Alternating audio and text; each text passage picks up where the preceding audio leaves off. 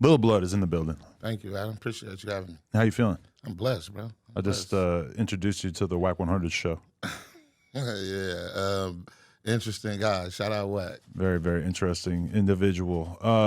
What are you up to? You've been spending a lot of time down here in LA. I know we had to reschedule this a couple times or something. Nah. So what happened? I got a little under the weather, and I think your assistant, she was like, "Hey, let's do it at 4." I'm like, "Man, can we just reschedule it? Because I'm kind of." Oh, okay. Yeah, and we just switched it, put it off for a week. Okay. Yeah, but LA, I've been LA for years. I've been for years. But just started happening different. I started this podcast and getting me indoors, get my names indoors and places. So you've been spending a lot more time down here doing business? Same. I'm always in LA. LA down there, my second home. Really? Yeah. You like it more or less? No, it's regular. It got a little dangerous during the EDD era. After the EDD era, it got a little dangerous, but yeah, hella dangerous. I wasn't aware that era was over. Yeah, for sure. It's over. Look at all the robberies. Money gone. You don't hear about all these viral robberies like they were doing for a while, right? But there's still rich people, still plenty of targets, right? Yeah, I don't know. I stay away from that. I know how to move. Yeah, definitely. Nah, yeah. That's a big priority for me, is to make myself not a target for people that want to wait outside your crib to rob you. Right. Got to move around a little bit. Yeah, definitely. So, okay, let's give them a little bit of the backstory, even though I feel like if they're clicking on this, they might already know about Lil Blood. Tell us a little bit about your upbringing and everything. Upbringing, same up.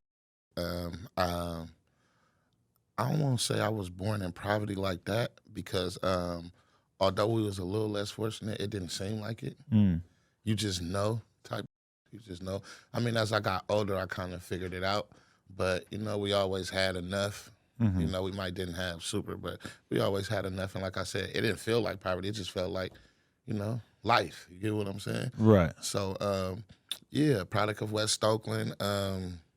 Love everything it taught me. And, basically like everybody else, I ain't going to put you to sleep. Like, oh, we was homeless. We was eating out the trash can. We wasn't doing that. No, it wasn't that. Hell no. Okay. But it was good, though, for the most part. Definitely. But when you say you still love it so much, what comes to mind in terms of like what embodies Oakland for you as a city?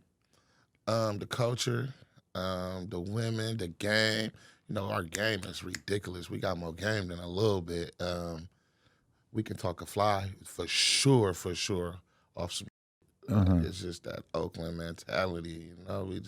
We're all like that. Right. Yeah. Actually, to be honest, like just talking to people from Northern California and Oakland and Sac or whatever has really got me kind of paranoid. Like if I find out that a girl's from there, it just makes me feel like, oh, she probably sold at some point. You meet a dude from out there, you're like, oh, he's probably a pimp, or he like very specifically chose to not be a pimp. And that's kind of weird to have that much of a reputation for a place. No, it's crazy, right? Because I just had this conversation. It's not even that, right? I just think Northern California women are different from LA women.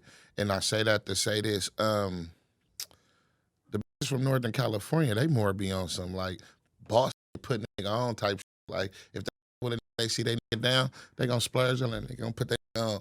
Versus LA, that damn near want somebody to trick on her, and we ain't on that type of trick, brother. We ain't on that. And I can't speak for all LA, but the majority of them, they want somebody to trick on them. You get what I'm saying? I don't think them got the hustle or the work ethic that a from Northern California got. So what's the difference in terms of, like, why do you think that that's the case?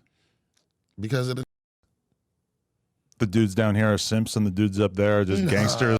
Shit in my mouth. I mean, that's how I take it. No, I got a lot of good people from LA. It's not even that. It's just that a lot of LA cats, and y'all don't kill me in the comments, they'll rather, trick on it to where we was born to, that gotta pay you. You get what I'm saying? Like, yeah, that is hard for me to wrap my head around. Whenever I see footage of like dudes pimping and they got girls just like handing them piles of money, I'm like, how the f do you brainwash her to the extent where she's going to do that? Adam, it's not brainwashing. It's like this. Why do cereal need milk? You feel me? To soften it up and make it taste better? Okay, it's somebody for everybody. Like a regular person. A female don't get turned out. She was born out. It's in her genetics. You get what I'm saying? That wanted to. My mom told me every female thought about it. You know, it's a price on everything, right? I totally don't agree. I think most girls don't ever think about it. No. It is totally a product of the environment thing, because you realize, like, if we were to go to where I'm from, none of the girls ever can consider selling. Where you from, Adam? New Hampshire. You don't know. It's just that's man, real white trailer park females that sell.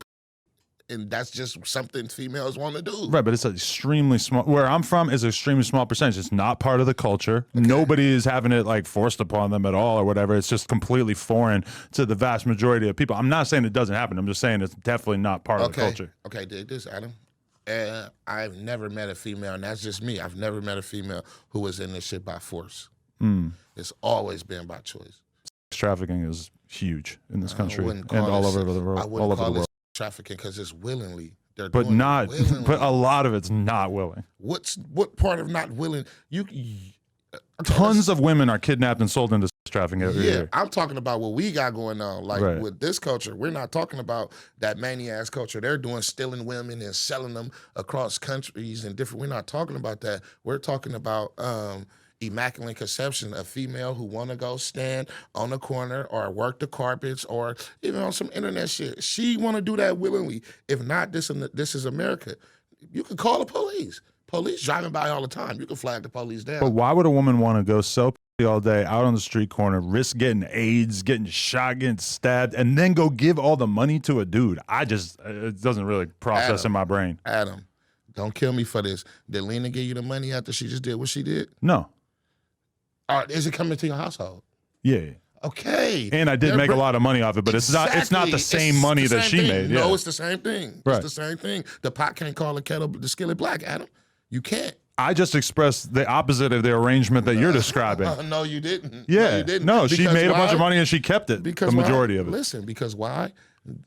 Yeah, they handed it over for the most part, but they're getting taken care of. They're getting their hair done. Whatever they want. If they got the right situation going on, if they're not paying no trash can, whatever they want, they're getting. They just want somebody to manage their money. Allegedly. You guys are just excellent gaslighters. Allegedly. You know what gaslighting is? I don't know what gaslighting is, but I'm just keeping it 100 with Girls you. know. Every girl knows. I'm keeping it 100 with you. The pot can't call a kettle black, Adam. I just, because I have this conversation with all kinds of pimp type people, and it's just kind of shocking to me sometimes. Man, I ain't no pimp, man. I don't represent that. I mean, not represent it. I don't, y'all don't represent pimping. I'm not no pimp in no shape, fashion, or form. No, I'm not. I'm just speaking on experiences, and I'm speaking on that I know. I'm not up here church and man, this. No, I do not represent a little sharp that. impersonation there real quick. No, hell no. That's not even sharp. That's just the average motherfucker who you run into that's spitting this shit, that's slick with this shit. You get what I'm saying? I'm not representing that. I'm just letting you know what I know. You get what I'm saying? I do know it's AOB. Whatever that abbreviation is, all on the.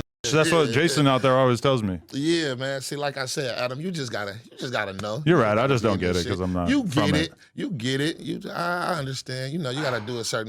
I thought about a lot of crimes in my life, and I also, like, even when I was young, I was fucking a lot of girls, but it just never really occurred to me that, like, we could sell this. Which thank God, because I probably would have done it if I had figured it out at a young age. Pimping and hoeing is the oldest profession. I know. I just didn't really. I wasn't exposed to it. Are you a Christian? Hell no. You believe in the Bible? You're familiar with the Bible? No. Well, I know that it exists. Okay, I'm familiar with the Bible too, but I think Mary Magdalene, Jesus' right hand little woman, was. You know what I'm saying? It's Sodom and Gomorrah.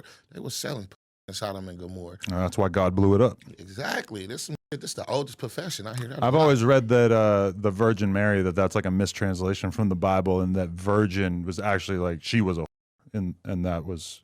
Like they ended up with virgin, but that was actually not what the person who wrote it was intending to get across. You deep on that? Do your Googles. I don't know. You deep on that one? I don't know about that one. Yeah, just offended a few people. Yeah.